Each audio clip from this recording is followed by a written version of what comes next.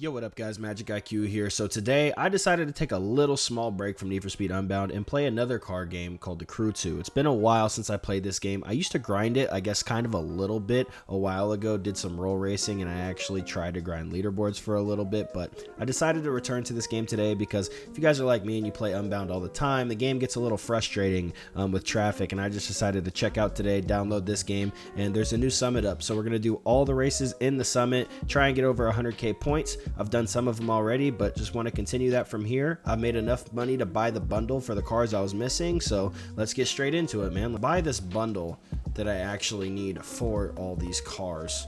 So I'm gonna do is I'm gonna go over here to this Far and Beyond shopping company. We're gonna click shop. We're gonna buy this $1,042,000 bundle with these three cars that we're gonna need for these events in the summit. We're gonna go ahead and buy that. There's about 4 days left from the moment you guys are watching this video to complete everything in this summit. Let's go ahead and hop into the live summit here. Brawn versus Beauty. So as you guys have seen, we've completed 1, 2, 3, 4, 5, 6 of the challenges, 3 of them being races, 3 of them being speed traps, low altitude runs, and an escape route with the boats. And so without further ado, let's hop into the touring car one real quick. As I was informed, there are some better cars from what I was using before because I still had old meta from however long ago. I'm probably not going to put me in doing the, little challenges, just the main races to keep the video as time efficient as possible. You're gonna win this easy peasy lemon squeeze. It's crazy how consistent the racing is on this game, though. This game actually feels like a consistent racing game where I can put down similar times. Oh, well, that's a little awkward. Similar times every time I go around the track. I had a few mistakes in my previous run, so we're just going to try and reset it here, everything in one sweep. I just enjoy the visuals of this game a little bit more, too, just with the nighttime feel, but Need for Speed Unbound's a great looking game. It's just that I feel like this one does everything Need for Speed Unbound does and just a lot more, but it also does what Need for Speed Unbound has right. No traffic, just, quick times. There's leaderboards so I can actually compete against other people, which is nice. I can see where I place against the rest of the world, and I can also see what cars people are using to set what times. So it really helps me out as the player,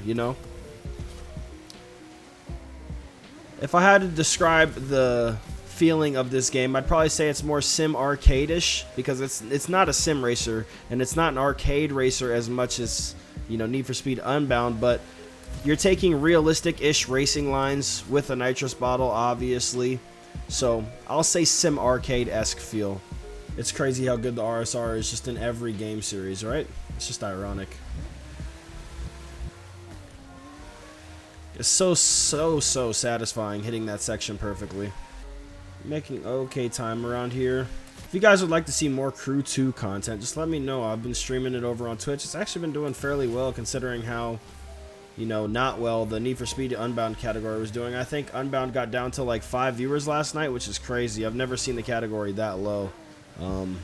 It's kind of sad, but that's just the cards we're dealt with this game. It's a AAA. It's crazy. It's a AAA studio, and they're not doing as good as, other racing games that have been out forever and still just have the same content. Like Car Drift Racing has more viewers. Like Need for Speed Heat has more viewers.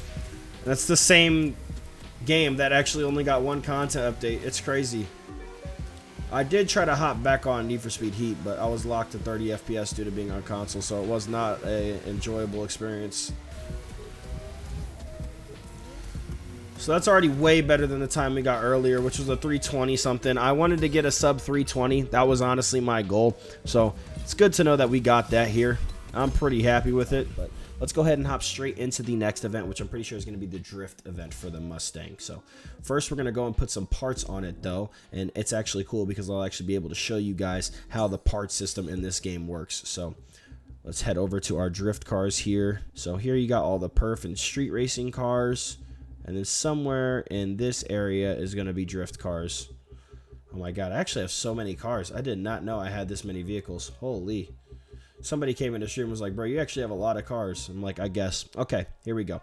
So we have bought this 2015 Mustang 4 GT in our bundle pack. What we're going to do is actually swap the parts off of this Mustang right here, and we're going to put them onto our other Ford Mustang, which is very, very efficient and very easy to do. Wish Need for Speed had some kind of system like that. So now we're 240 out of 240.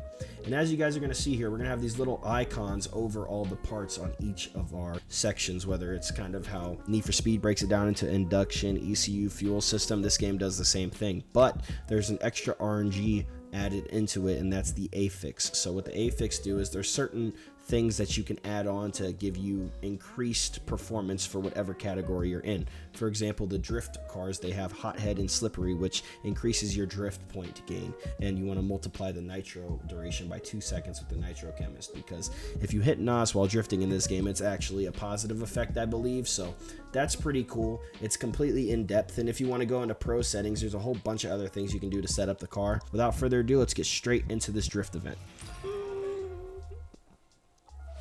3, 2, 1.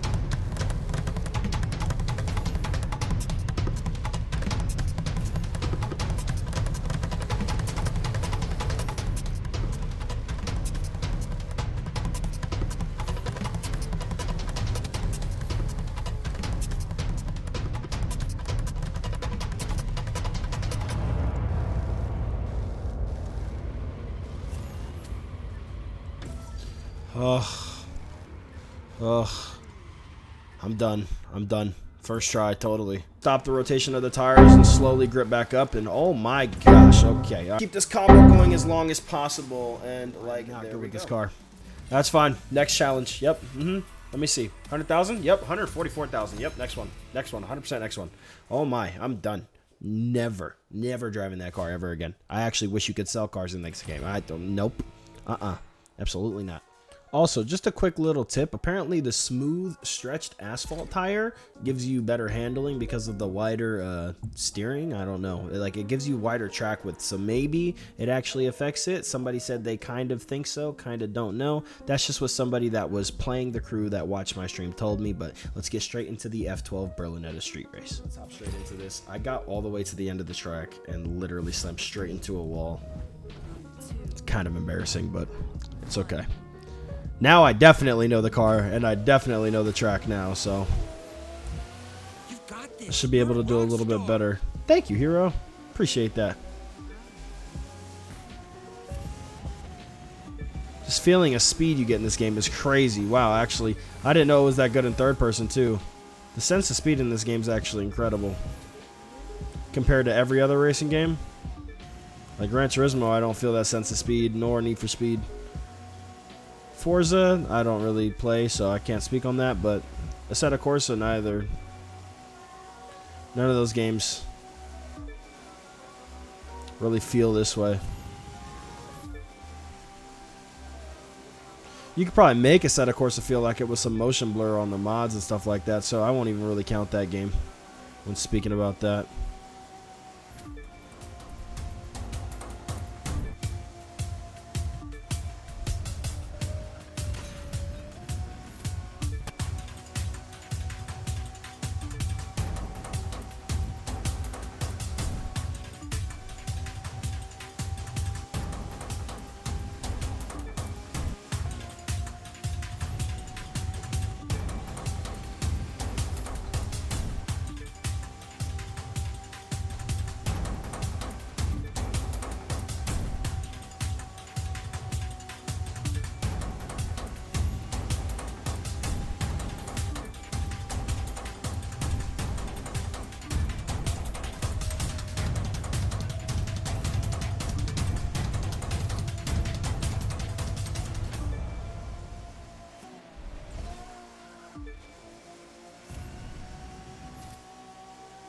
Little sketchy through there, but overall, I'm pretty happy with that run. Honestly, wasn't bad. Got some parts going to the mailbox there. Let's see how many points we got for that towards the summit. Yeah, way better than our last run. About 6 seconds faster, so I'll definitely take that. Let's go ahead and head back for the final event of this video, the Le Mans Race Car 4GT. We're going to be running that in the TC section, and you get 400,000 fans as a reward, which is pretty nice. So that's a decent amount of rep. That's the rep system in this game. They essentially use fans as a rep system. So let's go ahead and locate that car and swap the parts onto it, man. There she is. We're going to go ahead and swap the parts off that coupe baby onto this GT Le Mans race car. Go ahead and get that ready to go. And we're going to back out of here and select that race and get it started. 3, 2, 1. Oh, I know this track too. Okay. I'll stop talking so you can start driving.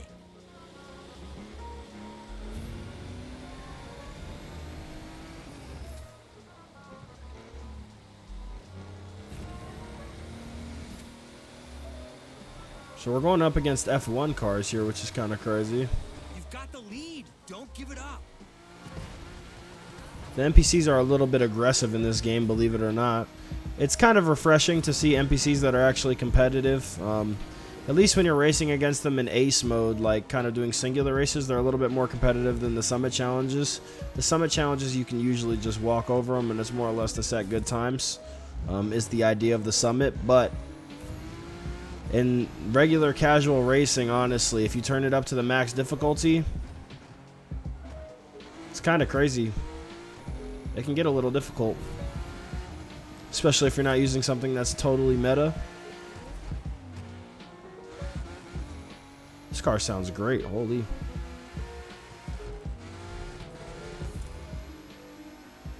Flying through that section. Alright, I kind of understand the track layout now, so let's go ahead and push it this run.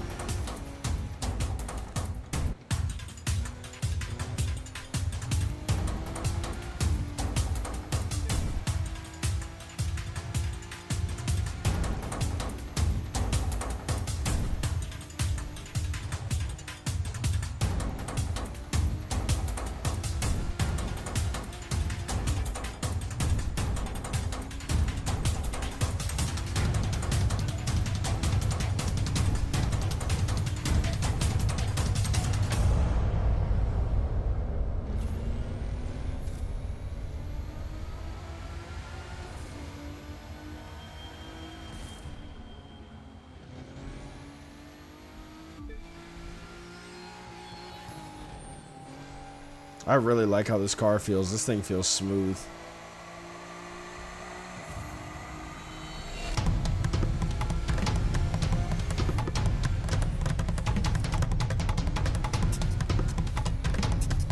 Went a little wide there.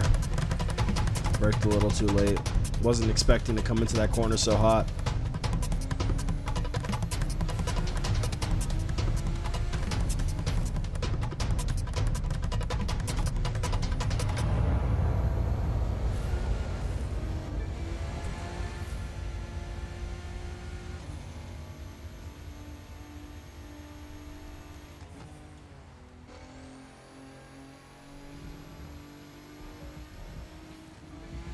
I could have probably used that apex right there to go a little bit quicker on that corner earlier on.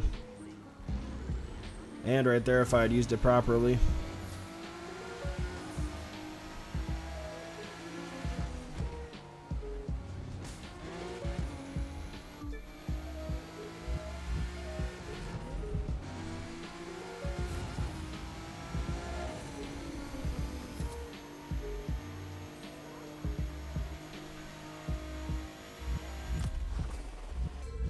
Dang, well there we go. We got 400,000 followers, and we also earned 80 motor stars, which is pretty good. I appreciate you guys for tuning in to today's Crew 2 video. Let's see if that puts us in platinum. I'm pretty sure it shall, but I'm pretty sure we should be in platinum. Yep, there we go. We got 1.1 million points. We are ranked 3,000 in the world, and we are in platinum. So there you have it. I have completed this week's summit challenge, which is pretty cool. I'm gonna have to do these weekly live summits. Maybe tune back in if you guys enjoy this content. Let me know what you guys think. I'll see you guys in the next video though. It's been MxgicIQ, and I'm out.